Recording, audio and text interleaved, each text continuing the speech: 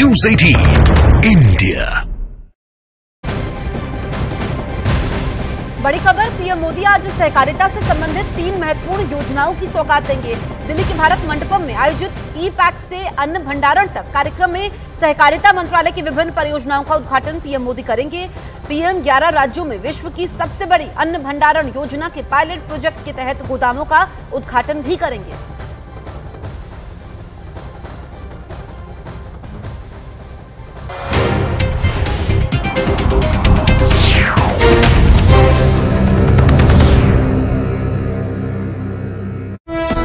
पटना के डाक बंगला चौराहे पर लगे इस पोस्टर में मांझी के बेटे संतोष कुमार सुमन को अर्जुन की भूमिका में दिखाया गया और उन्हें अगला सीएम बनाने की मांग की गई। वैसे मांझी के बेटे संतोष कुमार सुमन इस समय बिहार में मंत्री हैं, लेकिन जीतन राम मांझी ने कुछ दिन पहले ही अपनी पार्टी के लिए एक और मंत्री पद मांगा था और इसे उनकी प्रेशर पॉलिटिक्स माना गया था।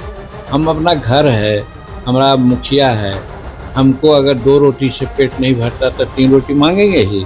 बिहार विधानसभा में मांझी की पार्टी के 4 विधायक हैं और नीतीश की एनडीए में वापसी के बाद उन्होंने मंत्रिमंडल में 2 मंत्री पद मांगे थे। उधर बिहार के अरवल जिले में पोल्ट्री फार्म की आड़ में अवैध हथियार बनाने का कारखाना पकड़ा गया।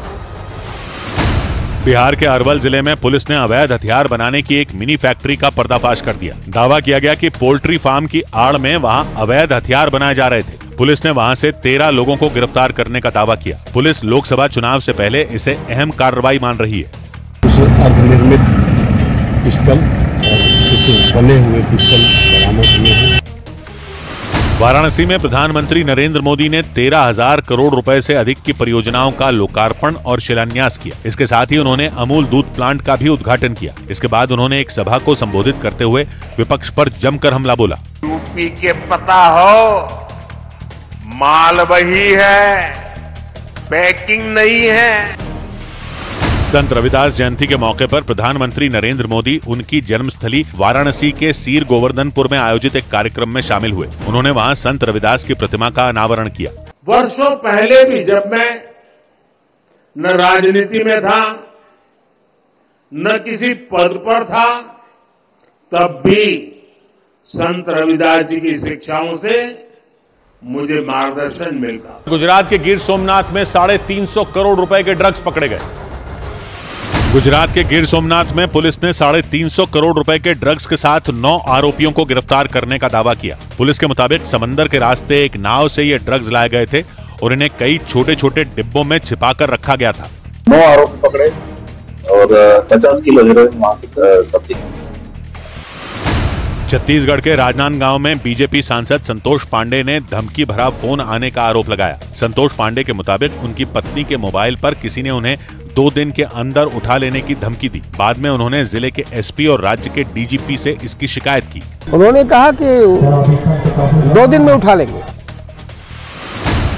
ईडी ने समाजवादी पार्टी के नेता और बाहुबली विनय शंकर तिवारी के कई ठिकानों पर छापेमारी की। ये कार्रवाई 1000 करोड़ से ज्यादा के बैंक लोन घोटाला मामले में की गई। इसके तहत लखनऊ समेत कई शहरों में छापे मारे गए। खबर है कि यूपी के अलावा गुजरात के अहमदाबाद और हरियाणा के गुरुग्राम में भी तलाशी ली गई। इस बीच बिहार के भोजपुर में तेजस्वी यादव की सभा में पहुंची भीड़ बेकाबू हो गई और भगदड़ जैसे हालात बन गए। तेजस्वी की जन विश्वास यात्रा दोपहर करीब 3 बजे भोजपुर पहुंचने वाली थी, लेकिन उन्हें वहां पहुंचते पहुंचते शाम के 6:30 बज गए।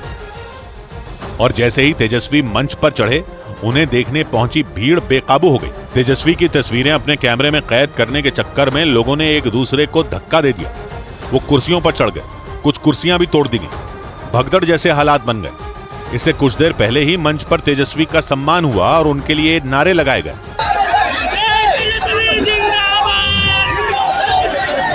लेकिन जैसे ही तेजस्वी ने बोलना शुरू किया, लोग अपनी जगह से खड़े हो गए। उनके बीच तेजस्वी का वीडियो बनाने की होड़ सी लग गई और इसी वजह से हंगामा शुरू हो गया। कुछ लोग तो कुर्सियों सहित गिर गए, लेकिन जो वीडियो बना रहे थे वो नहीं रुके। उन्होंने एक दूसरे को धक्का तक दिया। कई कुर्सियां भी तोड़ दी गई। लोगों ने मंच पर भी चढ़ने की कोशिश की। इससे मंच टूटने का खतरा मंडराने लगा। इस वजह से तेजस्वी ने खुद लोगों को रोका। हंगामा बढ़ता देखकर तेजस्वी समय से पहले भोजपुर से निकल गए और बक्सर रवाना हो गए। उधर बिहार के सिवान में हुई तेजस्वी यादव की सभा में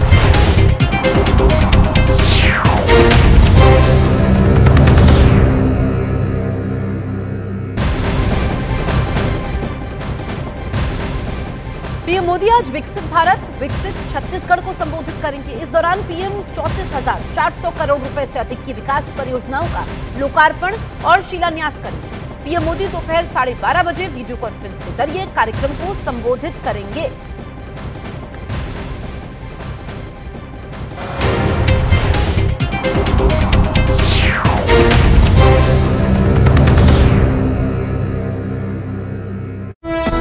मोहम्मद कैफ की मौजूदगी पर सियासी पारा चढ़ गया। मोहम्मद कैफ हत्या जैसे कई गंभीर मामलों में आरोपी हैं। तेजस्वी की जनविश्वास यात्रा सिवान पहुंची, वहां उन्होंने सभा की, लेकिन उनकी सभा में शार्प शूटर की मौजूदगी पर विवाद हो गया, क्योंकि शार्प शूटर मोहम्मद कैफ उर्फ बंटी उसी मंच पर खड़ा नजर आया जिस पर तेजस्वी यादव खड़े थे। सिवान में तेजस्वी ने लोगों को संबोधित किया। इस दौरान मंच पर पार्टी के कई बड़े नेता मौजूद रहे, लेकिन इन्हीं नेताओं के बीच मौजूद एक चेहरे ने सबका ध्यान खींच लिया, क्योंकि तेजस्वी के मंच पर लंबे बालों वाला शार्प शूटर मोहम्मद कैफ भी नजर आया। सिवान में जिस समय भीड़ ने तेजस्वी के लिए शोर किया, उस समय ये हत्या जैसे मामलों में आरोपी मंच पर खड़ा दिखा। अपनी जन विश्वास यात्रा लेकर सिवान पहुंचे तेजस्वी ने मंच से लोगों में जोश भरा, लेकिन थोड़ी देर बाद उनकी सभा में एक शार्प शूटर की मौजूदगी पर सियासी बवाल हो गया, क्योंकि बीजेपी नेता निखिल आनंद ने कुछ और तस्वीरें शेयर कर दी। इन तस्वीरों में तेजस्वी मोहम्मद कैफ से हाथ मिलाते और उससे बात करते दिखे। खबर है कि तेजस्वी की सभा से पहले उनकी और मोहम्मद कैफ की सर्किट हाउस में मुलाकात हुई।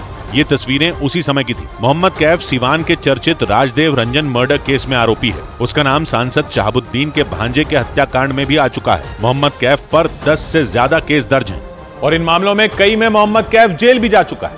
यही वजह रही कि मोहम्मद कैफ की तेजस्वी के मंच पर मौजूदगी पर सियासत गर्मा गई और बीजेपी के बाद जेडीयू ने भी आरजेडी पर निशाना साधा। स्वाभाविक है, जो उनकी विचारधारा रही है, तो अपराधी, गुंडा, लंपट यही तो पूंजी है। विरोधियों के हमले के बीच आरजेडी नेता इस मुद्दे पर बोलने से बचते दिखे, लेकिन तेजस्वी यादव पर नहीं बोलेंगे।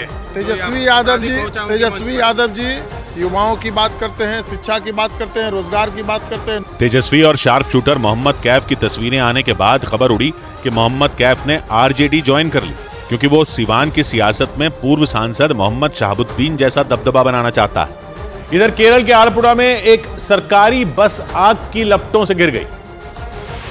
केरल के आलपुड़ा में एक सरकारी बस में अचानक आग लगने से हड़कंप मच गया। बस में जिस समय आग लगी उस वक्त उसमें 44 लोग सवार थे, लेकिन उन्हें समय रहते बस से बाहर निकाल लिया गया। इसके बाद वो बस पूरी तरह जलकर बर्बाद हो गई।